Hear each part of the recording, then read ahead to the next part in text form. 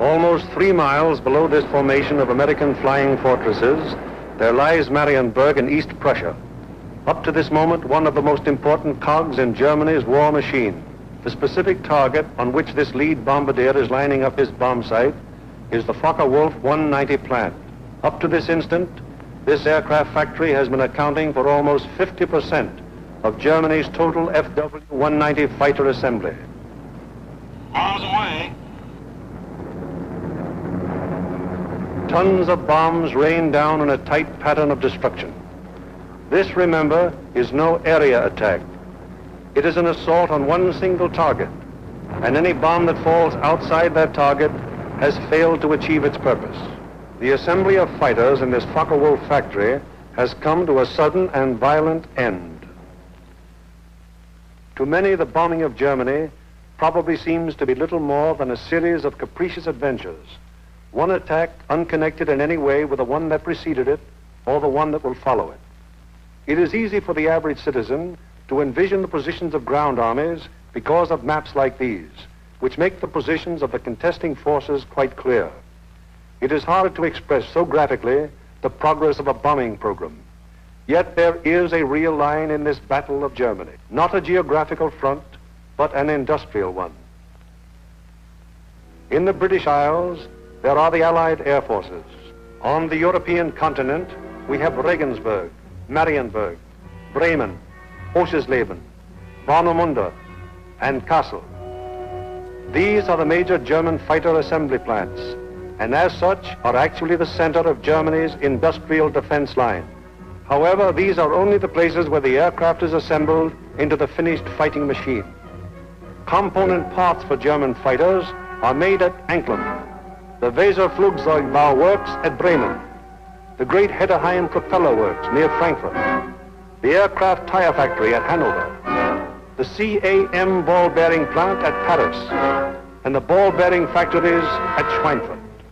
Obviously, an assembly plant can't operate if other plants aren't building the parts from which the enemy planes will be assembled.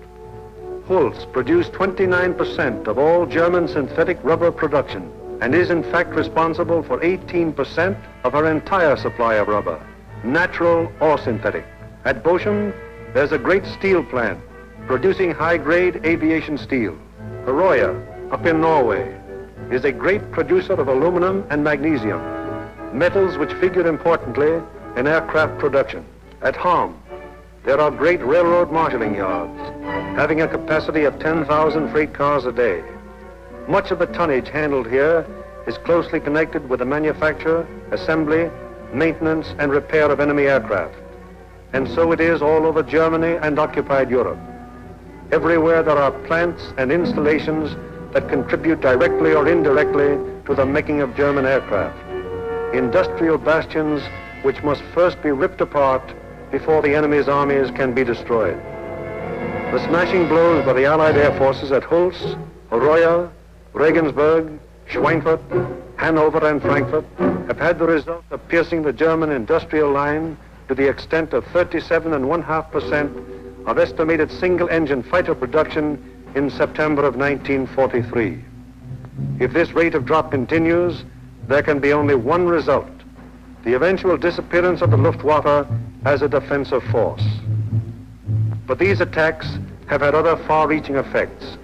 For instance, in January of 1943, just when the 8th Bomber Command had started daylight attacks against Germany proper, 42% of the German fighter strength was concentrated in Western Europe, 33% of it in Russia, and 25% in the Mediterranean area. After 10 months of American bombers appearing by day over Germany, the figures line up more like this. On the Russian front, 19%. In the Mediterranean area, 12%. And in Western Europe, 69%. Germany thought it was urgent enough to withdraw fighters from 2 important theaters, all in a vain attempt to save their crumbling industry from the grim, destructive blows of the British-American bomber offensive. That is why the Battle of Germany is being fought. Now we come to the problem: how are the targets selected? And what enormous effort is necessary for the 10 or 15 minutes that our air task forces will be over any given target? The daylight bombing offensive against Germany is the responsibility of the 8th Air Force. Under the 8th Air Force are the 8th Bomber Command, the 8th Fighter Command, and the 8th Air Service Command, all of whom contribute to every bombing mission.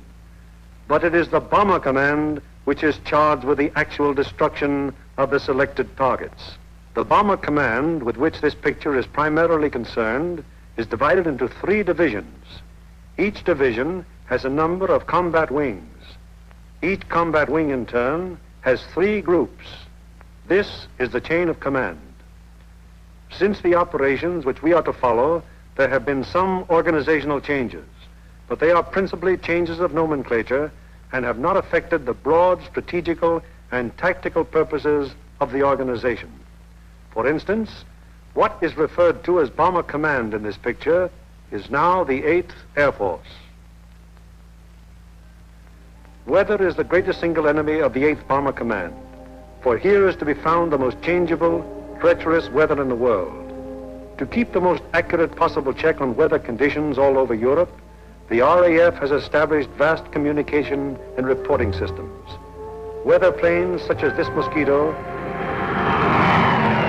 and our own B-17s are continually in the air in an effort to know in advance what the weather will be over Europe and the United Kingdom. Men like this supply a major portion of the data from which 8 main weather maps of Europe and of the United Kingdom are drawn each day. In addition, there are 4 upper air maps and 8 maps of a miscellaneous classification.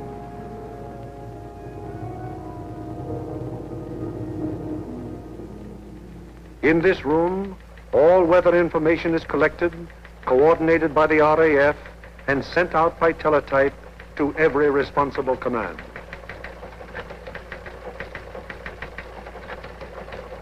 This is the weather section in the operations block at the Bomber Command. Here, the information gleaned from the weather stations is put together and correlated into weather maps. Accurate predictions must be made as to the direction and speed of the wind, downward and forward visibility, temperature, humidity, possible icing conditions, and probable atmospheric pressure at the bases, en route, and over the target.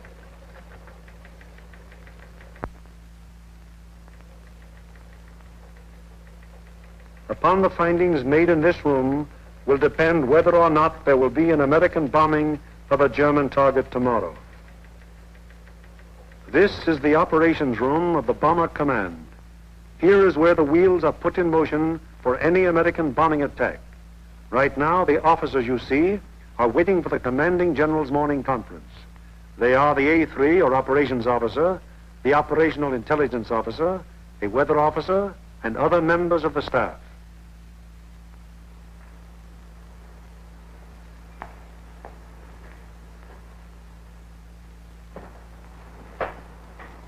What's the weather prospects today, Major? It looks like most of Germany will be pretty good, sir. But we have a warm front approaching from down here, which we do not expect to affect the bases until late in the evening. How's the weather at Anklam?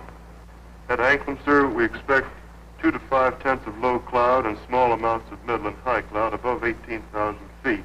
Visibility 6 to 8 miles. How about Marienburg? At Marienburg, 2 to 4 tenths of low cloud, little or no middle or high cloud, visibility 6 to 8 miles. What will it be at Danzig and Gdynia?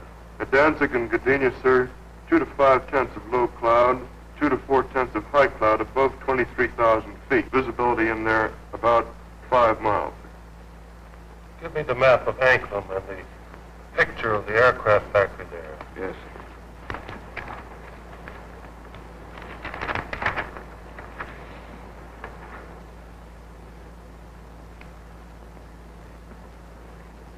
All right, Marienburg, the Focke-Wulf factory. Yes, sir.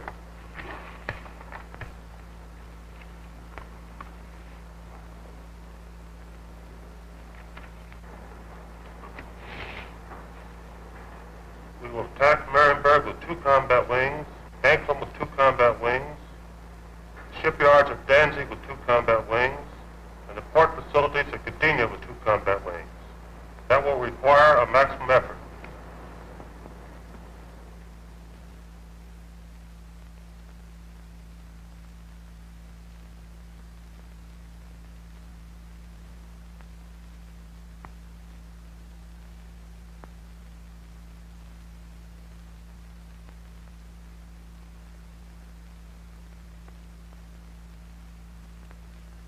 Now the various specialist officers then go into action. This is the operational intelligence section. Here are target files containing complete information as to the type, construction, and vulnerability of the targets. This data is gathered both from photo interpretation of aerial pictures and from confidential ground sources. On the basis of this information, the aiming point for the attack will be selected. The aiming point is a building or installation in the approximate center of the target. Here, operational research experts are minutely studying the architectural and construction details of the targets. It will be their duty to recommend, on the basis of studies previously made, the types of bombs and the proper fusing to accomplish the greatest possible destruction of the objective. These studies of the Arado factory at Anklam are immensely important, since the nose and tail fuses of a bomb can be adjusted to give varying degrees of delay between the time of initial impact and the explosion. For example, an improperly fused bomb would react something like this. Result, very superficial damage that may hardly even cause delay in production. On the other hand, here's what happens when a properly fused bomb strikes the same factory. Two bombs of exactly identical weight and explosive power have totally different effects because one was fused properly and the other was not. It is the responsibility of the operational research section to determine proper bomb fusing. Here, the commanding general and the operations officer are working out the overall planning of each of the missions with the staff bombardier, the staff navigator, and the flak officer. This is a complex business because of the multiple nature of the attack. We'll attack Anklam 1 hour before we attack the other targets. That should draw most of the German fighters on the Anklam force. The Anklam force is big enough to take care of itself. You mean along the same course, sir? No, send them a little south. They'll act as a better diversion. This would be the best place for us to coast from the standpoint of pilotage. But, sir, the flak concentration at that point is quite heavy, the heaviest along the coast. We could rather move them a little further south, what the general suggests, and they would not run into flak difficulties at that point. How is that for the navigation viewpoint? That's very good landfall, sir. All right, we'll cross at that point, and we'll adjust the flight times accordingly. Take care of it, Darrell. Yes. While this is going on, the various liaison officers stationed at Bomber Command headquarters are busy keeping their respective commands acquainted with the course of events. The closest liaison is maintained with both the RAF Fighter and Bomber Commands, the Royal Navy, the 8th Fighter Command, and the 9th Bomber Command. It is through these liaison officers that requests will be made for the necessary fighter support, diversionary effort by the medium bombers, air-sea rescue patrols, and so on. Officers at Fighter Command immediately look up plan number 2340 to find out what part the fighters are expected to play in the next day's operations. Similarly, the 9th Air Force is informed that Bomber Command intends to lay on plan number 2340.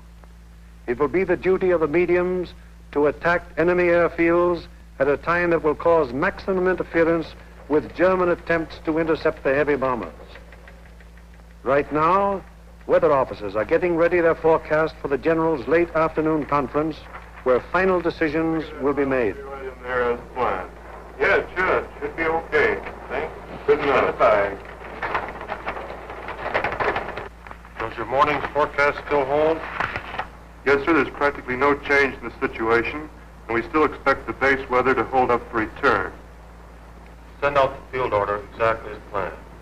Yes, sir. Get me the 1st, 2nd, and 3rd divisions on a conference call, please. All ready with your conference call. Go ahead, please. Can you scramble? Okay. Over. Okay, over. Over. Okay, there's a mission tomorrow. Maximum effort with 5 task forces. The 1st task force, comprising 6 groups of the 1st Division, will hit 3948. 3948. Secondary, 8731. 8731. Last resort, 9009. 9009. The 2nd Task Force, comprising 5 groups of the 3rd Division, will hit 6848. 6848. Secondary, 6424. 6424. Last resort, 5381. 5381. The 3rd Task Force will comprise 4 groups of the 2nd Division, which will hit 6424. 6424. Secondary, 5381. 5381. Last resort, any industrial target of importance in Germany. Okay. The 1st and 3rd Divisions will each dispatch 1 air. The field order now goes over the teletype to all interested units and command. The first step has been taken in a sequence of events that will finally result in bringing our planes over the targets and discharging their bomb loads.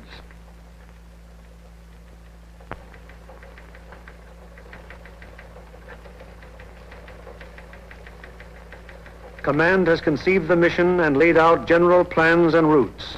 Division now plans in detail what command has ordered. The actual time of assembly of the various task forces is determined. The combat wings are assigned to their specific task forces, and the routes from assembly to rendezvous points and the target are charted. Many considerations go into the selection of the routes. Here is the commanding general of the 1st Division, which you will remember has 2 targets for tomorrow, Anklam and Gdynia. Control point here at 0 hour. Another control point here for the northern unit, 0 plus 40 minutes. The other friend there. From that timing, where will that put our northern force at the time that our southern force hits the IP? The northern force should be about the east coast of Denmark at that time, sir.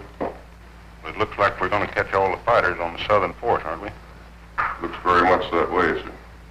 I think we'd better bend that route around so it's headed toward Berlin. If we can pin those German fighters down in Berlin until we can get started home, they'll never catch us. At the 2nd Division, the target for tomorrow is Danzig. Danzig, eh? That's fine. How many ships will we have tomorrow? Well, sir, if you recall, General, on our last mission we had heavy battle damage, and now all those aircraft are repaired yet.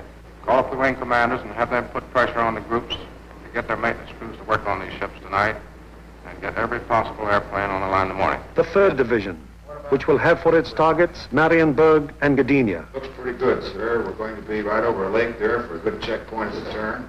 We're going in against the sun. The sun will be at our back, sir. Defenses at the target. Major Frost, what about the flat defenses? Sir, the upper targets are 24 guns. That approach is good. The lower target isn't defended by heavy guns. No heavy guns whatever at Marienburg. None, sir. The division's operations officer bases his precise plans on aircraft and crews available at the various groups. He then calls the combat wings to give them advance information before the field order actually arrives. Operator, give me combat wings at the conference, please. Okay. Scramble, over. Okay. Over. Over. Over. For tomorrow, 1st Bomb Division will be called on for 2 task forces. 1st task force will be made up of 2 combat wings on targets 3948, 3948. 8731, 8731. last resort 9009. 9009. Lead group in this task force. Okay, ready to scramble? Over. Okay. Over. There'll be a mission tomorrow, and I want 2 groups from each combat wing. The target will be primary 6424. 6424. Secondary 5381. 5381. The last resort will be any industrial target of importance in Germany. Okay.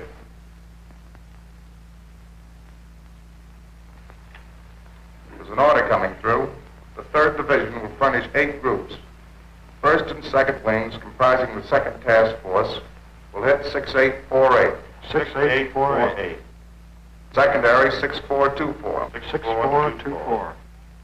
Last resort 5381. 5381. Last resort. Bomb load. 500-pound GPs fused, 1/10 nose, 1/100th tail. 1/10 nose, 1/100th tail. This is operations of the combat wing, a purely tactical unit having absolutely no administrative functions whatsoever. How do you intend to make it? Sir, we'll assemble over Molesworth. Problems of takeoff and assembly are the particular specialized function of this organization. It is the primary business of the combat wing to get the airplanes of its group into the air at the proper times and to get them assembled once in the air. Field order requires that we provide the 2nd Combat Wing and the 2nd Air Task Force. 89th Group will lead, 81st Group will be high, and the 63rd Group will be low. That means that Colonel Whitten will lead the combat wing on this mission? That'll be fine. The Bomber Command has asked for a maximum effort. That means every available plane is to be gotten into the air. Ramsey, this field order has called for 3,100 gallons for the H's due to the distance. Now, they've called for maximum bomb load. How about that for the weight? I think we'd better put 8 bombs in the H's and 12 in the D's. That keeps us around 65,000 pounds. How about the CG? CG is well forward, and I think it'll work out very well because we've been down low for a long period of time. All right, we'll have 8 in the H's and maximum in the D's. Most of the groups are going further than an American bomber has gone before. Combat wings must work out precisely the maximum bomb load in relation to the required gas load. Decisions made in this and other matters are added to the division's field order and passed on to the groups, the ultimate tactical unit, to the men who get the planes in the air and fly the mission. On the basis of the alert telephoned down to the group by the combat wing, the various agencies necessary to get the planes airborne on their mission wheel into action. Intelligence, operations, weather, signals, group navigators and bombardiers have the grave responsibility of passing on and making clear to the combat crews the vital target and route information furnished by Bomber Command and Bomb Division. The proper information folders, maps, weather maps and charts, and photographs have to be selected by the various group officers and then the information therein passed on to the crews. In dispersal areas, ground crews are getting their planes in condition to fly the mission. The normal work of keeping an airplane fit for operation is enormous, even in peacetime. When you add to this already great job the element of battle damage, the problem becomes gigantic. Engines, wings, propellers, controls, wiring, fuel system, oxygen system, the 1,001 elements that go to make up the complex mechanics of a heavy bombardment plane all must be kept in perfect shape. The failure of any one of them on a mission can easily mean the loss of the plane and its personnel, or at best, such a failure will cause the plane to abort. That is, return to its base without having reached the target. It was originally estimated that about 37.5% of planes on hand would be effective at one time. However, the maintenance and repair has been so magnificently performed that sometimes up to 50% of planes on hand have been effective.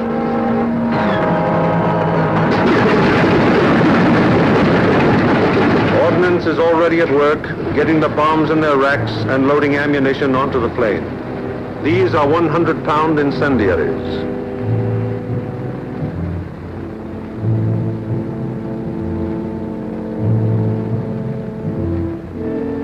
These are 500-pound general-purpose bombs.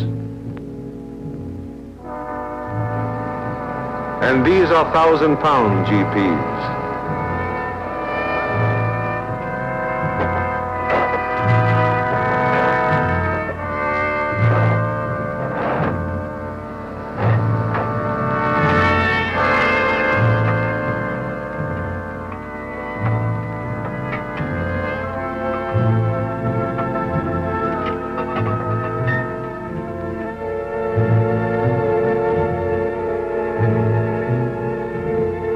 Bombs have to be placed in their racks very carefully.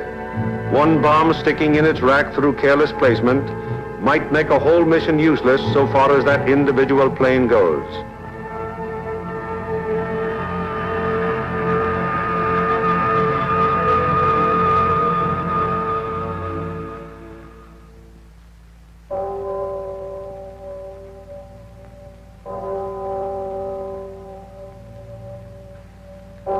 3 o'clock in the morning. All over England at this exact moment, American air crews are being roused from their sleep. Okay, fellas, roll out. We have a mission this morning. Breakfast in half an hour. Captain Kirk, Captain Thompson, Lieutenant Buska, Ackerson, Alloway, and Hawker scheduled to fly. We'll snap it up. 3 o'clock. This is a hell of a time to get a man out of bed. You said it, Doc.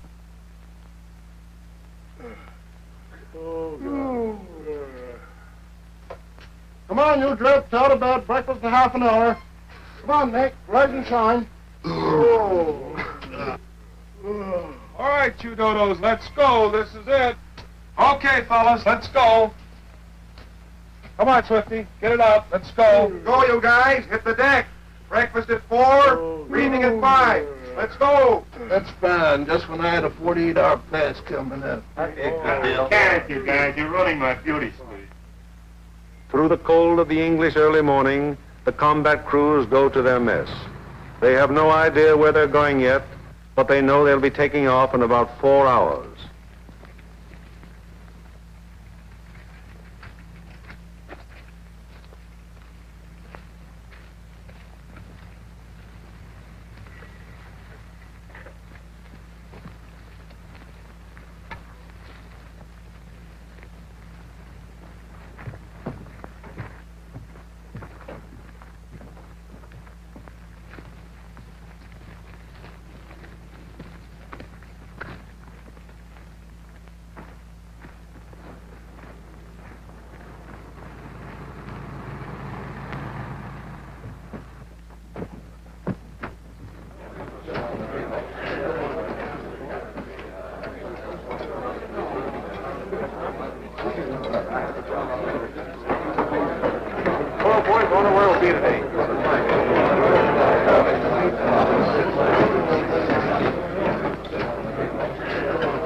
How do you figure those Jerrys will be today? What do you think, Doc? They'll be shooting at us. Sometimes I don't think those Jerrys got proper respect for us. Well, what do you expect, Buster, the way you shoot? Gee, look who's talking. You could hit a cow in the flank with a bow feather. Yeah, how about those 2 Jerrys I slapped down over Swainton? I'll tell you what happened there. They heard that I was on a tail sound and they fainted from fright, that's all. And so it goes. The 4,000 men who will go on this mission all know it will be a rugged deal. For some of them, it's their first mission. Others are veterans of many. Happy to get through. Now, at all the groups in the Bomber Command, the air crews are assembling in the briefing rooms to learn the target for today. Okay, boys, let's go.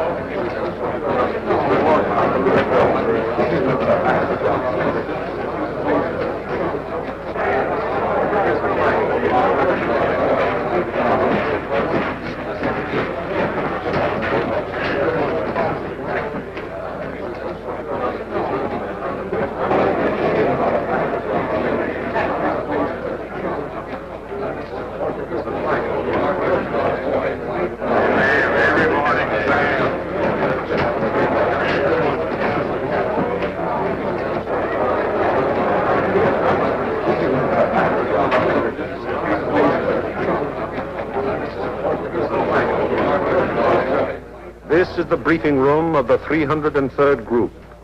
Here in a few minutes, the nature, locale, and route of today's mission will be made known to the men who fly it.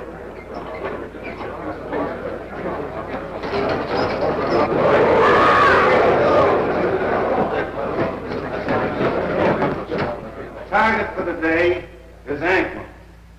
Specifically, you are to destroy the Arado factory.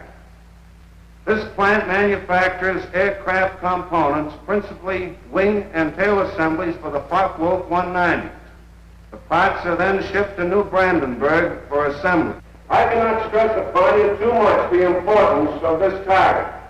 If it is successfully destroyed, it will have a very serious effect on Germany's aircraft production. Light, please. Your IP is on the northwest side of New Brandenburg. Your heading on your run-up will be 45 degrees true. Immediately after your turn, you have an aerodrome on your right, almost directly north of the town. you should be able to pick out Friedland, 6 miles to your right and halfway between your IP and the target. Along this route, you should be able to see the main line railroad and the main road. From Friedland, the main road moves in toward your run-up and goes into Anklin, but the railroad terminates at Friedland. Shortly after passing Friedland, you will see a peculiarly formed wooded area on the right of your course. From here, pick out the aerodrome slightly southwest of the city and the intersection of the main railroad and the Peene River just outside of the town to the north. Night target map.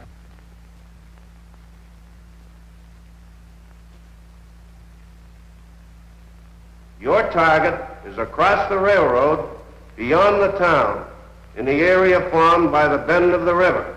And now a picture of the target. This group of buildings here is your target. This building will be the aiming point. If your bomb pattern is concentrated in this area, it should very effectively knock out the factory. Lights, please. At the 379th, the intelligence briefing continues. Late troops will bomb from an altitude of 13,000 feet.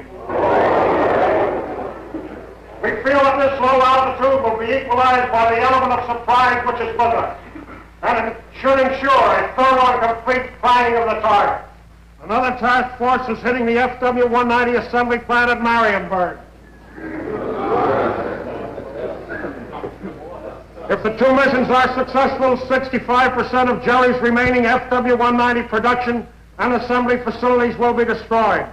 At the 384th, other forces are attacking submarine yards, aircraft assembly plants, and units of the German fleet at Danzig and Gdynia. If these attacks succeed, they will destroy 13.5% of Germany's remaining U-boat construction and will destroy or immobilize a large section of the German Navy. The overall result of all 4 attacks will be to show the Hun that his efforts to protect his key industries by moving them to the east will be unsuccessful. It will show him that we will seek out his industry and destroy it wherever he places it. At the 351st, the intelligence briefing is completed. Your secondary target this morning is the air park at Tutov. This contains a Focke-Wulf assembly plant, a bombardier school, and you'll love this. It's the country club of the German Air Force. Should you be unable to bomb either of those 2 targets, then in that case, you'll attempt to bomb the last resort target, which is the Heinkel assembly plant at Rostov. This is the only complete Heinkel unit in North Germany. It should be easily identified by the airfields adjoining, which has 6 intersecting runways running from 1,000 to 1,600 yards, and they're full of nice, fat, juicy Henkels. A weather officer briefs the crews of the 305th group going to Gdynia. The synoptic situation today is this. We have a high-pressure system centered over northwest Europe, up here near Finland, extending southwestward down across the British Isles, causing an influx of south and southwesterly air going up in this direction, hence causing little or no cloud in the area up there and toward your target. There are no fronts to affect your route today except a frontal system off to the west, which will cause an increase of medium and high clouds as you come back across the North Sea. Lights, please. At takeoff time, there will be 0 to 3/10 low clouds, also a layer of high clouds above 23,000 feet, 4 to 6/10 in amount. Also a middle layer of clouds in there between 10 and 12,000 feet. These medium and high clouds decreasing out over the North Sea to 3 to 5/10 each in amount. The low clouds will increase as you go out toward the North Sea to 3 to 5/10. Base 1,500 to 2,000 feet, tops 4 to 5,000 feet. There will be some fog patches over England, visibility 1 to 2 miles, except in those fog patches 500 to 1,000 yards. Visibility increasing rapidly out over the North Sea and the remainder of your route to 4 to 6 miles. The high clouds continuing 3 to 5 tenths, and also the middle clouds on toward the target, decreasing to nil at the target. Low clouds continuing 3 to 5 tenths, decreasing to 2 to 4 tenths at the target. Base 2,000 feet, tops 5,000 feet. Visibility 4 to 6 miles. The temperature at bombing altitude minus 26 degrees centigrade. The freezing level on your route out 12,000 feet over the North Sea with light rime in the middle clouds. As you return back to base, that freezing level will lower to about 7,000 feet, continuing light rime in your middle clouds. Now on the return route, weather will be very similar to your route out, except your clouds increasing in amount as you proceed back across the North Sea. Base on return, visibility 4 to 6 miles. A flak officer briefs the 389th Group of the 2nd Division going to Danzig. Gentlemen, this morning, because we are going to cross the Danish coast at such a relatively low altitude, we've planned the route so as to avoid as much flak as possible. At any rate, any flak that you do encounter will be merely a deterrent in nature. However, you can expect heavy flak batteries at a place where we make landfall here at Namindegab, about a mile south of Kursk.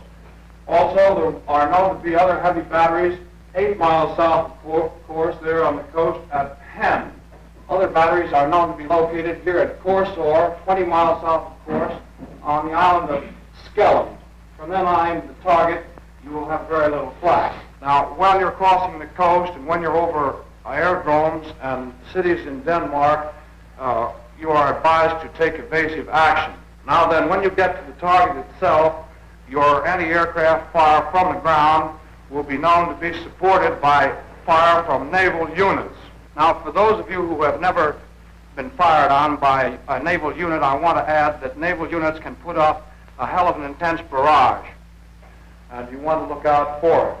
An operations officer briefs the crews of the 94th Group of the 3rd Division. This group is leading a formation to Mariensburg today. The 880th will be high group and the 764th will be low group. Bomb load of each ship will be 3 1,000-pounders, use 1/10 nose and 1/100th tail. Get that, bombardiers. You'll also carry 5 M47A incendiaries. You'll have full Tokyos, 1,000 gallons extra. Takeoff will be normal, assembly 1,000 feet over the field.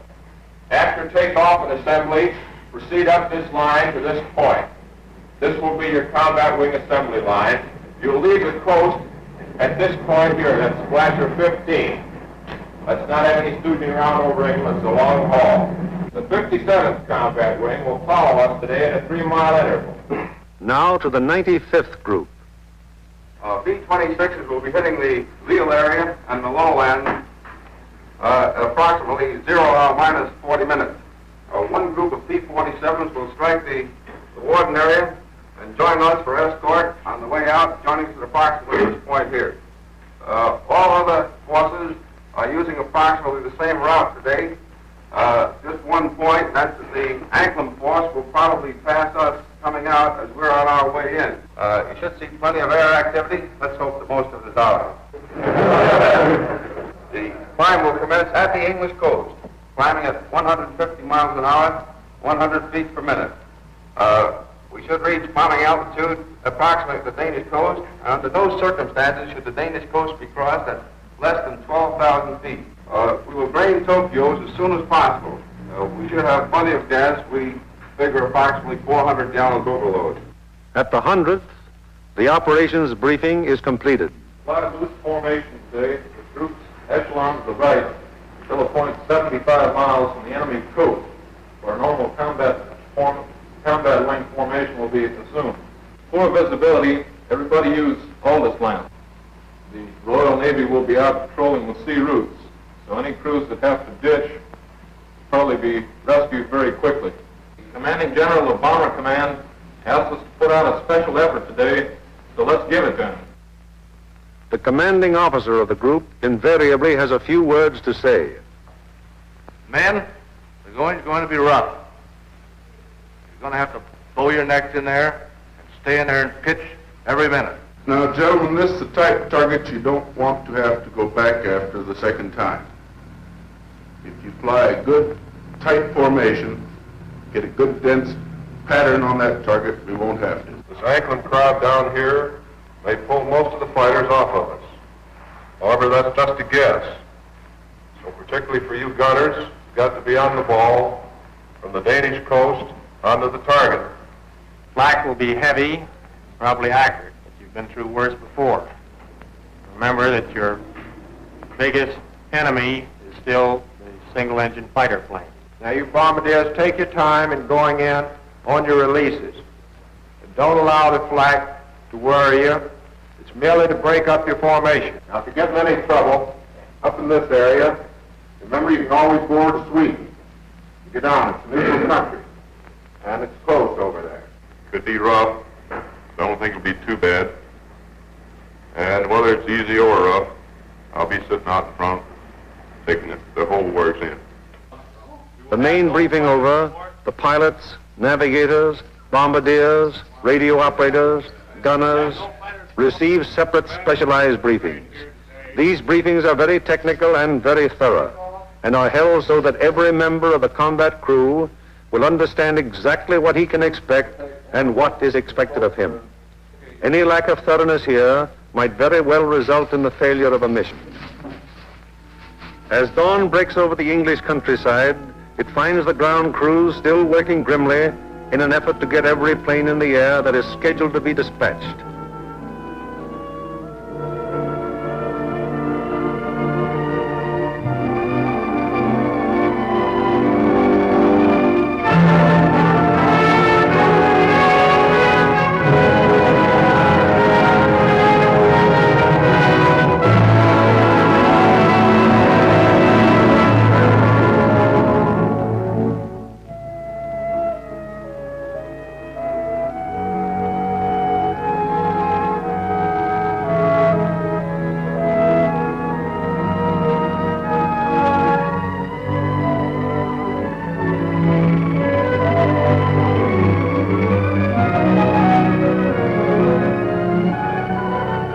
These men take as fierce a pride in their planes as do the air crews. To each of them it is a personal tragedy, reflecting in some way on their capabilities when their airplane is forced to turn back without having completed its mission, or when they have been unable to get an expected plane ready in time for a mission. It's getting on to the time when the combat crews go to their planes. Here they are in the crew room, putting on their flying clothes. Clothes and equipment especially constructed to ward off the intense sub-zero cold which they will encounter so shortly.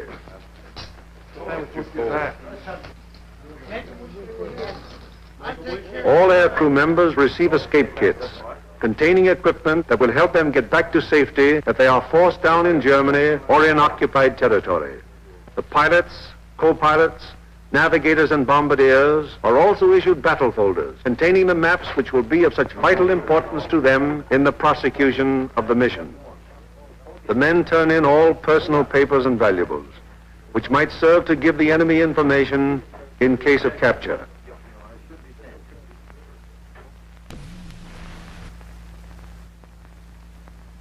Some of the crew members turn to their chaplain, whose ministrations are always available to the men of the bomber bases. Most of all, is the effort of being laid down, for all who are concerned and all my love. I firmly resolve with the help of thy gracious sister, confess my sins, keep and commend my life. Amen.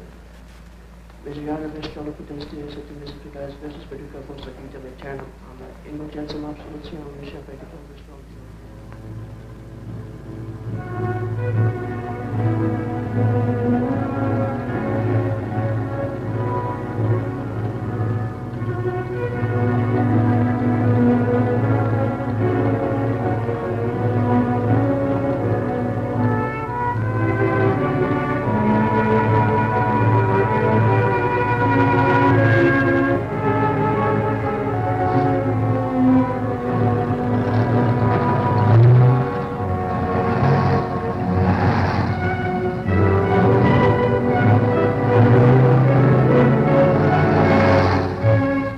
So changeable is the weather in the European theater that sometimes widely varying conditions will be found on fields only a few miles from each other.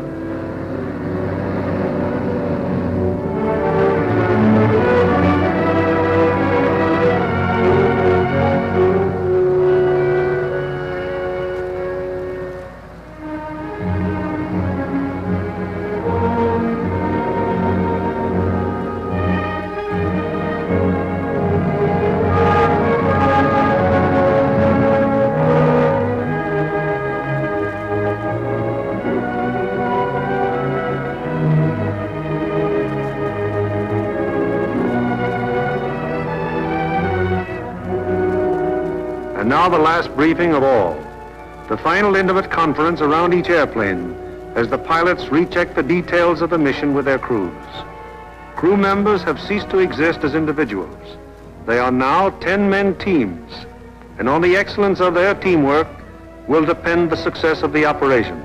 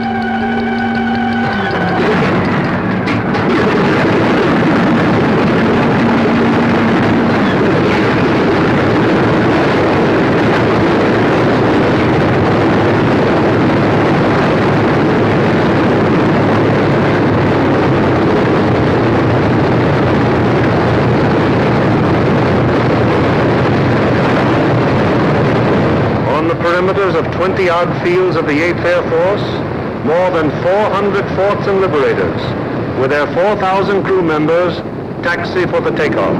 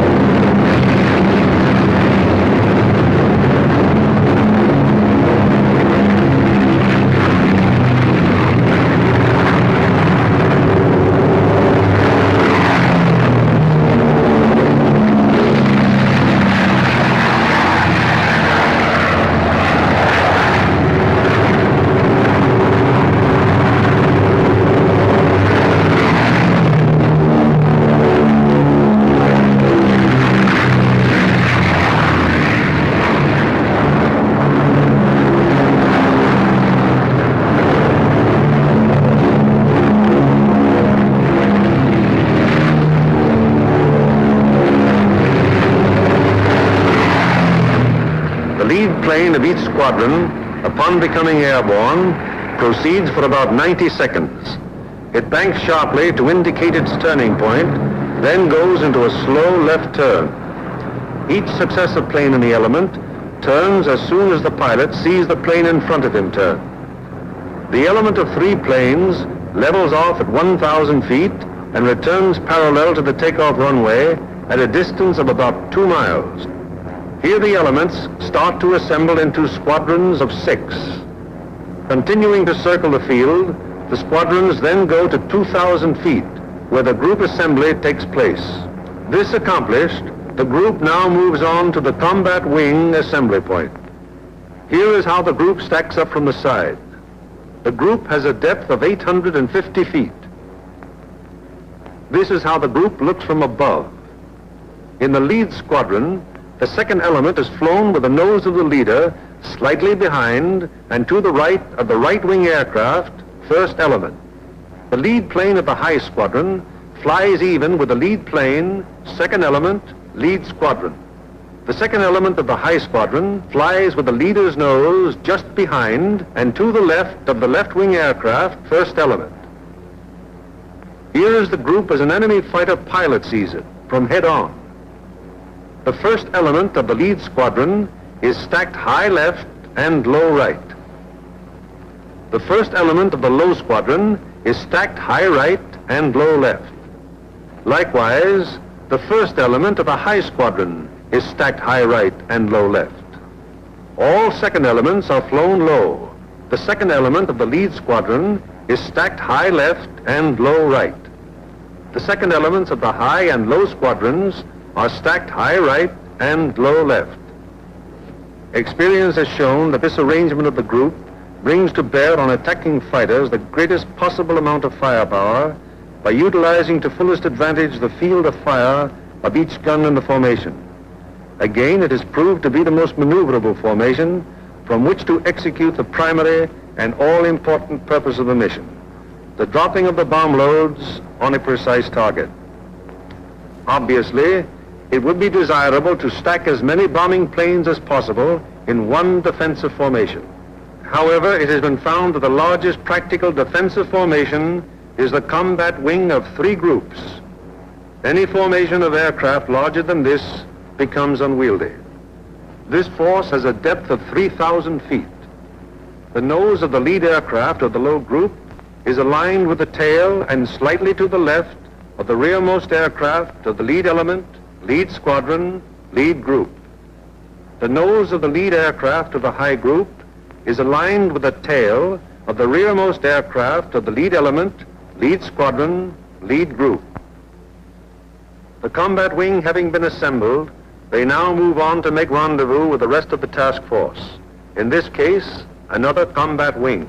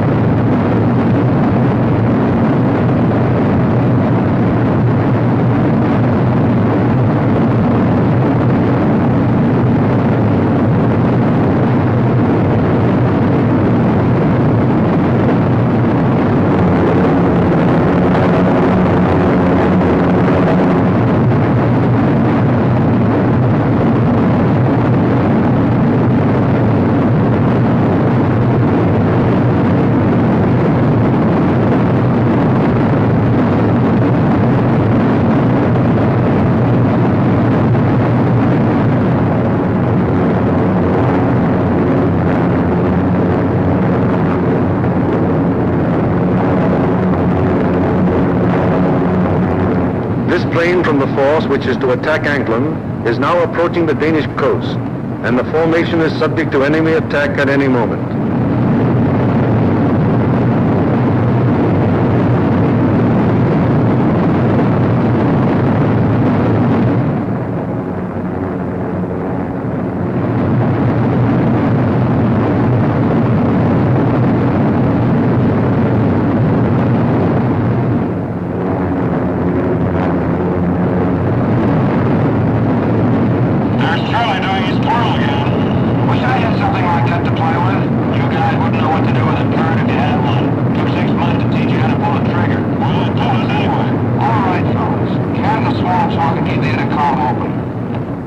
It is now 10:30 hours, and Denmark has been penetrated to some distance without any great opposition as yet. So far, there has been only some light and inaccurate flak at the coastline. Some flank guns have opened up on us.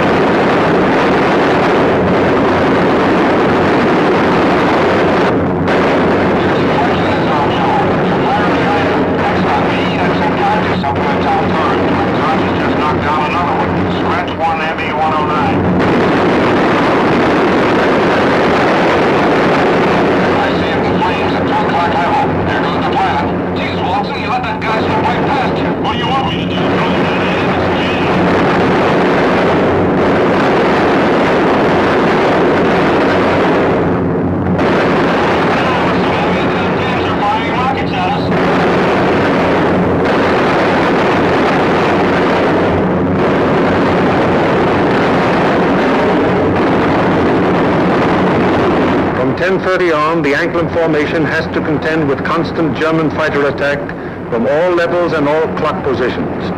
During this time, the gunners aboard the fortresses knock down fighter after fighter. However, the gunnery of the forts, no matter how sensational it may be, is only to ensure the successful performance of the mission. It is not the job or purpose of forts or liberators to seek out action with enemy fighters. They merely defend themselves against enemy fighter attack so that they can destroy their target and bring their crews back safely to their home bases.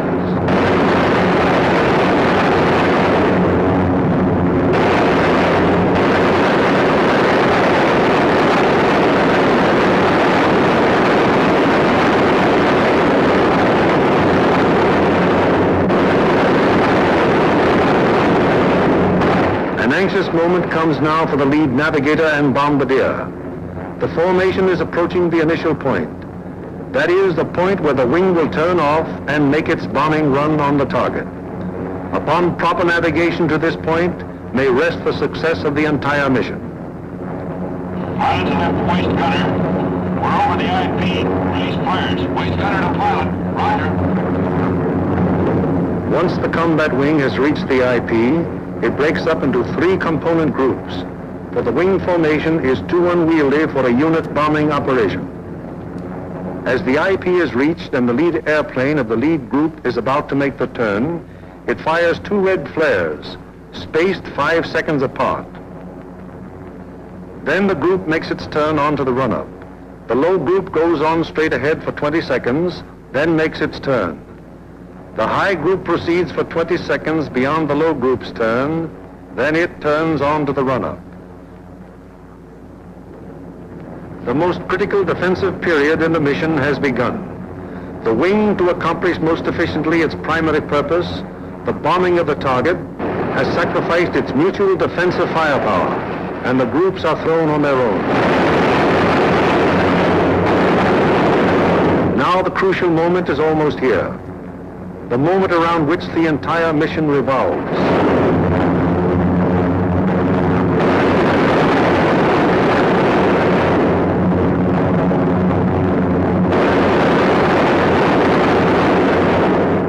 Pilot to bombardier.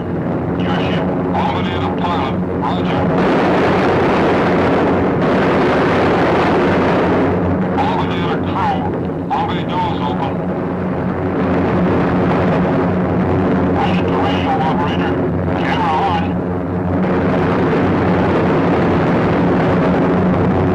The bomb bay doors open, the group is committed to its attack. No evasive action may be taken until the bombs are away.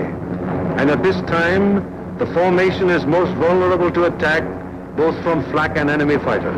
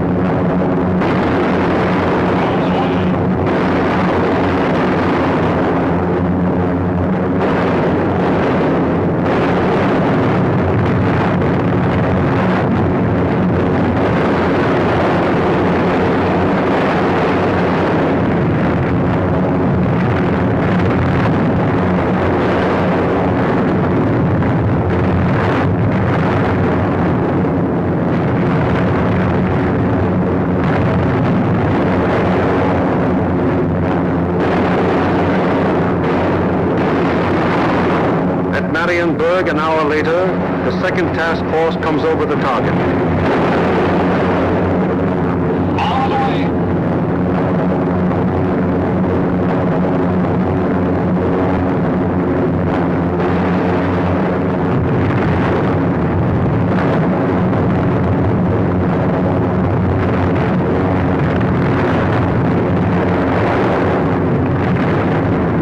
The third task force comes over its target at Danzig. All the way.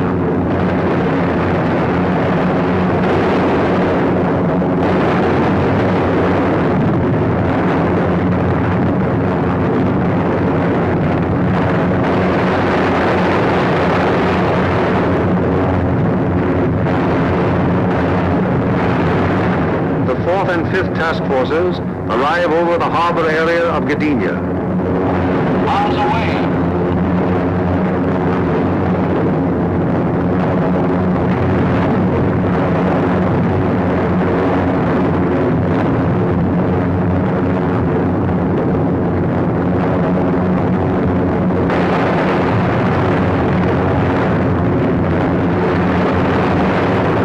Arms away on primary at 1142 hours.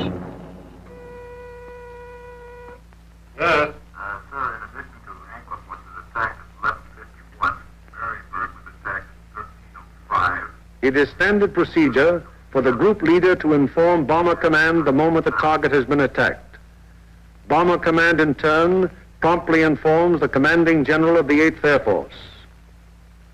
Baker, I have the additional information. I reported to you that Anklin was attacked. Well, all primaries were attacked. We received strike messages on all primaries. Danzig at 13:07, Marienburg at 13:05, and Gdynia at 13:11. Yes. Yes, sir. I'll advise you as soon as they land. After getting bombs away and closing the bomb bay doors, the groups can now defend themselves again, at least to the extent of evasive action against the flak and fighter attack.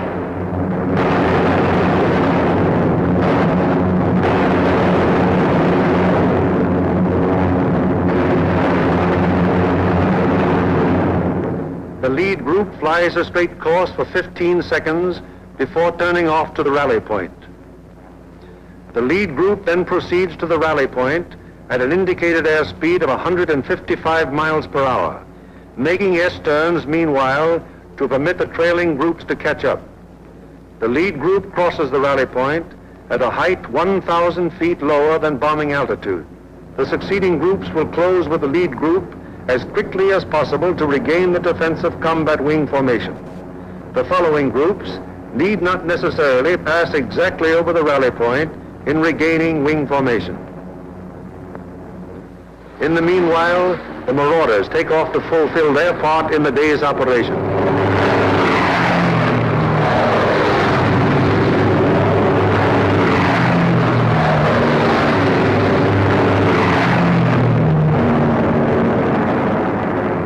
They bomb the aerodrome at Wonsdrecht, one of the most important of the enemy's fighter bases. This blow by the medium bombers is timed so as to provide the maximum interference with the enemy's capacity to intercept our withdrawing heavy bombers. Last off are the fighters. Their great speed will enable them to reach the Leeuwarden district in a short time, sweep the area clear of enemy fighters, then give the heavy bombers withdrawal support from the enemy coast home. At the fields, it's getting on towards the most nervous of all times, the estimated time of return. Everyone who stays behind sweats out this period at the end of each mission. Here at the control tower, at the dispersal areas, at the Red Cross, at the Officers Club, everywhere on the field, the one thing paramount in everyone's mind is that the group is due back.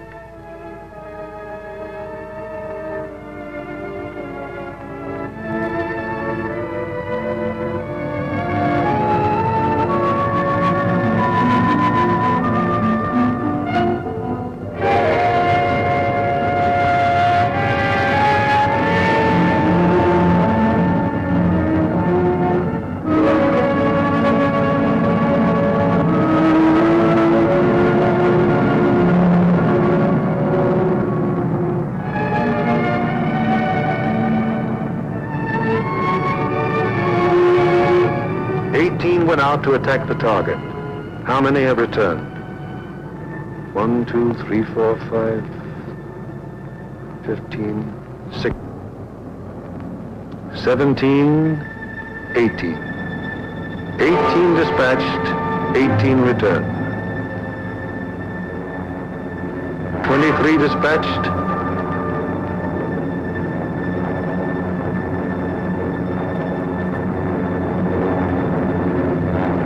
23 returned.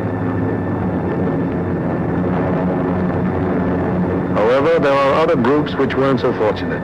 18 dispatched, 17 returned.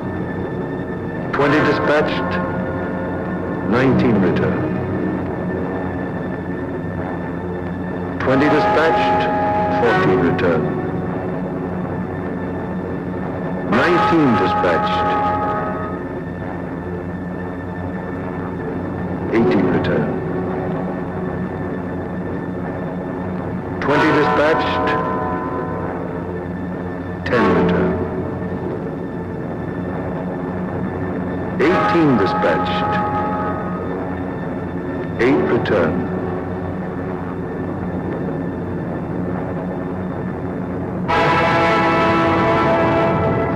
Flares dropped from aircraft signal the presence of wounded aboard. These airplanes are given priority in landing.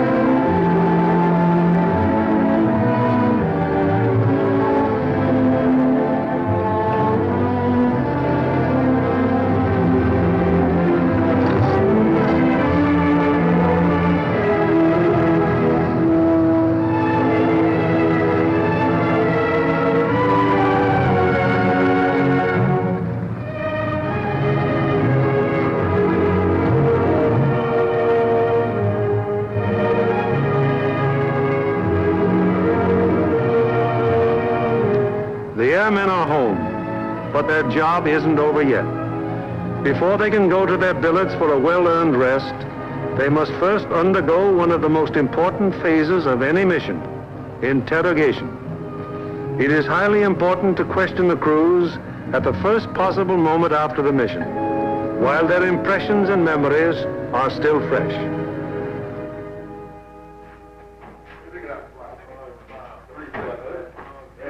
Crews who have anything of immediate importance to report go at once to the hot newsroom. Hello, boys. How are you? Well, kind of long, not too rough. Best bombing job we've ever done. Good, good. Somebody in trouble? Yeah, we saw a 1B-17 go down there just before we made landfall. Where was that? Well, that was at 5240 north. 5240, yes. 1 degree, 50 minutes east. 0150 east. Yes, and what time was that? That was at 1524. And was that a G-fix? That was a G-fix, yes. And we had the radio operator get on the MFDF section. He sent in the coordinates of the fix. Good. And I had my radio operator turn on his IFF to emergency when we saw it go down.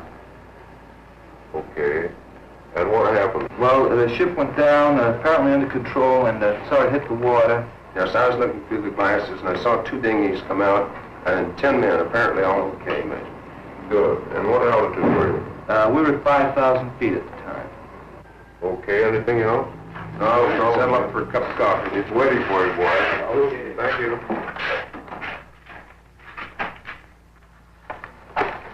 Third division, please. A.R. Smitty, got a B-17 crew down the dinghy. Thanks, Bill. 16 group, please. Just aircraft priority. Flight control, please. 16, bound division here. We have a B-17 reported fixed at 52 degrees, 30 minutes north, 1 degree, 30 minutes east. That's right. He was seen to ditch, yes. He was seen to ditch at 15:24 hours by the reporting aircraft. 2 dinghies were seen to break out, and 10 men got into them. The reporting aircraft is at 5,000 feet. Yes, that position's at MF fixed. Okay, 16. Thank you.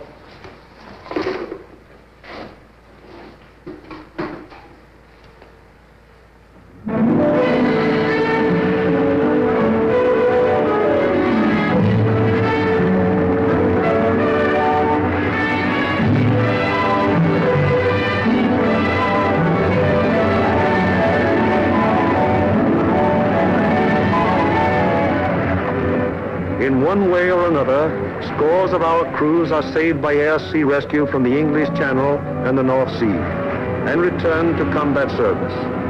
Aside from human values, a trained fortress crew is even more valuable than the plane they man. And the work of the air-sea rescue unit has been of enormous value to the 8th Air Force. The hungry crews are fed enough to hold them until they can be interrogated and get to their regular chow. These men are from the groups that went to Anklin.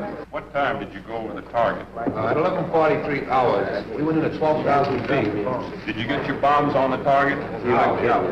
What about enemy fighter opposition? Well, that's something we considered hard to discuss. Really? Well, let's get some of the details. Where did it begin, Paul? Well, they first jumped us at 10:30 there just off the Danish coast. And how long did the attack continue? They stayed with us to the target and until 13:27. Then at 13:45, we had another group attack and stayed until 14:05. We had a couple more attacks, and the last one was at 15:26, just off the Danish coast coming out. And about how many enemy fighters did you see? Well, I don't know how many of them might have been repeated, but I saw 60 or 70 myself. I couldn't keep track of them, sir, but I counted about 65. I stopped trying to count when I got... Well, do you think it'd be accurate to say, then, that your ship saw between 65 and 80 enemy aircraft? Yeah, that's right. What type of enemy aircraft did you encounter? Well, from what I could see from the tail, they threw the book at us. FW-19s, ME-109s, 110s, 210s, Dorniers, even DU-87s and 88s.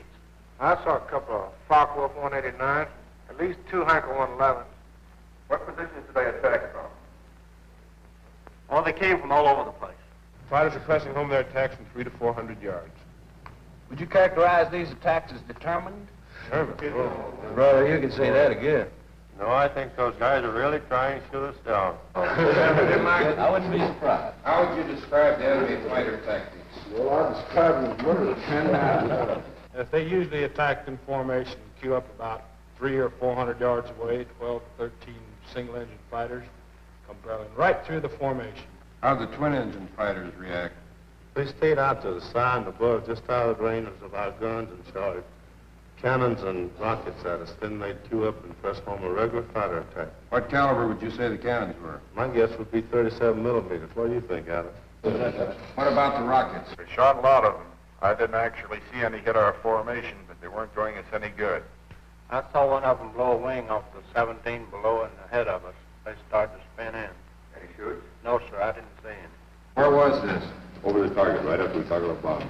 Did you fellows notice any distinctive markings on the enemy aircraft? Yeah. Oh, quite a few. There are a number of FW-190s, mostly yellow noses, some white noses. No red nose. No, I didn't see them.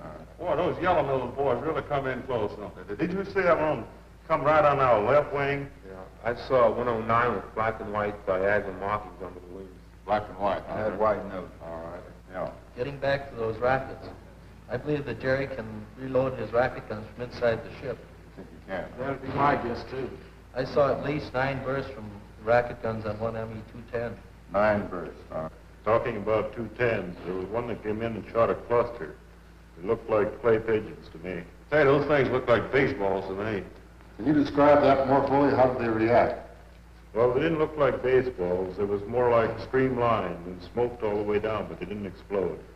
Didn't explode, huh? No. What about planes?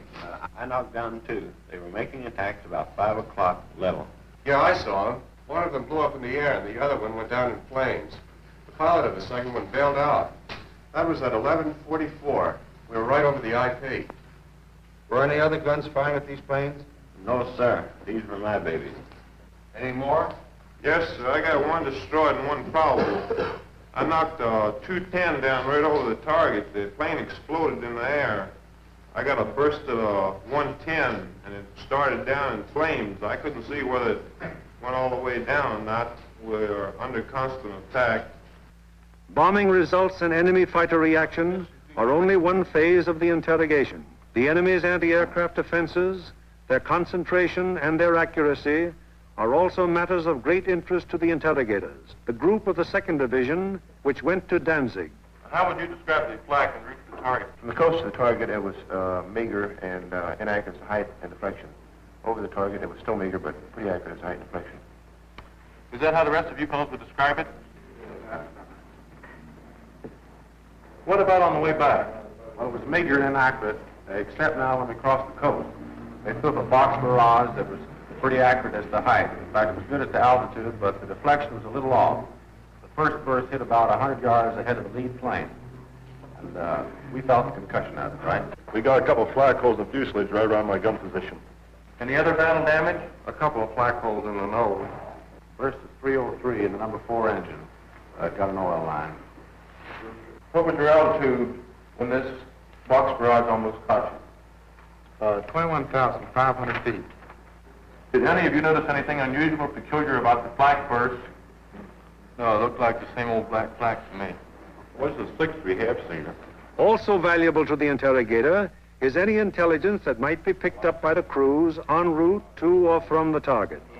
Such observations may be completely incidental to the mission, but can prove to be of great value at another time when another target is being attacked.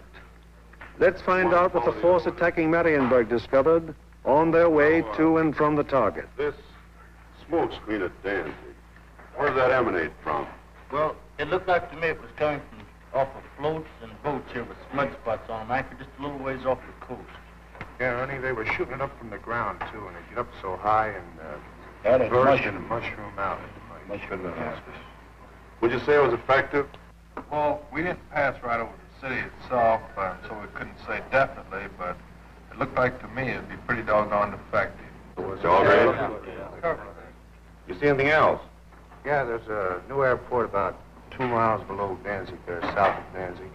What it look like?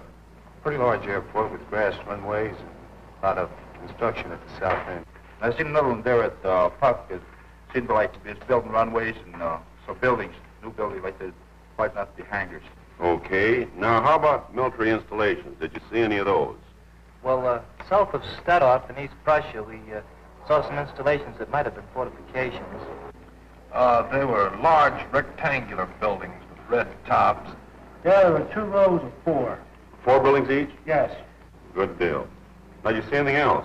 As soon as interrogation of the men is finished, the interrogation forms are checked and general statistics on the group's part in the attack are compiled. All right, let's get going on this report.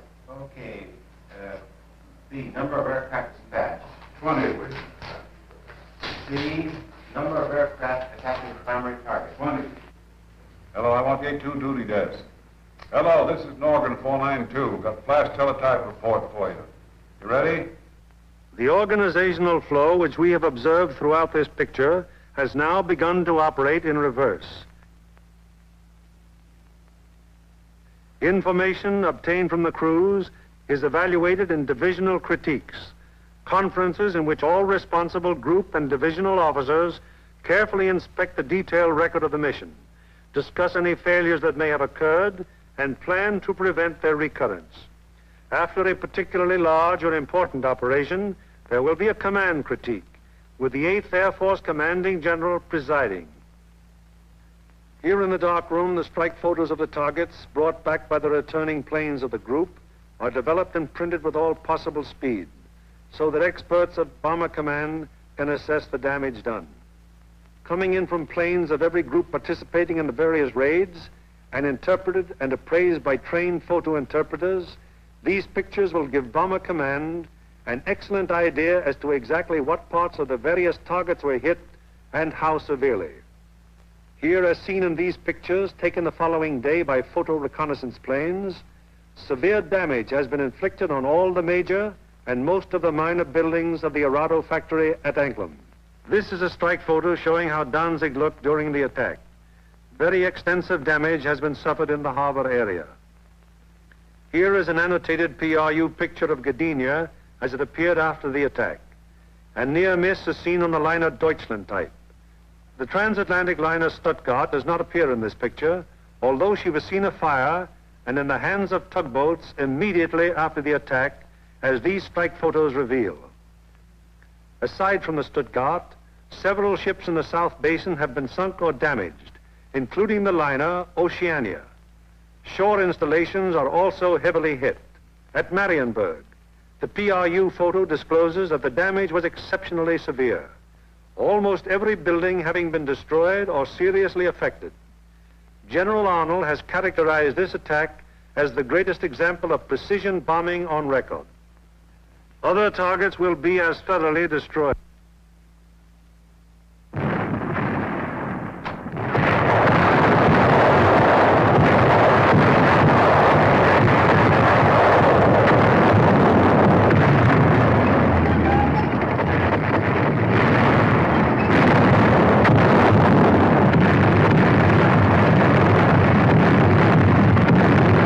Today, while the invasion armies are pressing the Battle of Europe, the Battle of Germany continues.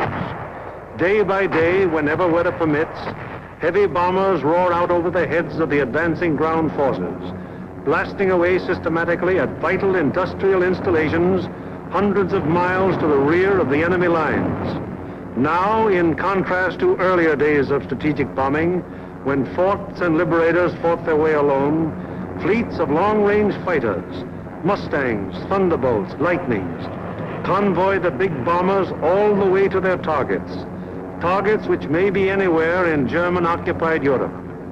The flood of supplies so necessary to the survival of an army or a nation, synthetic rubber, steel, food, fuel, textiles, this flood is gradually being reduced to a trickle. And finally, even this thin, inadequate stream will die away. Then the German armies in the field and the German workers on the home front will have no food for their stomachs, no clothing for their bodies, no metals for their machines, and no fuel with which to run them. Then the Battle of Germany will be won, and with it, the Battle of Europe.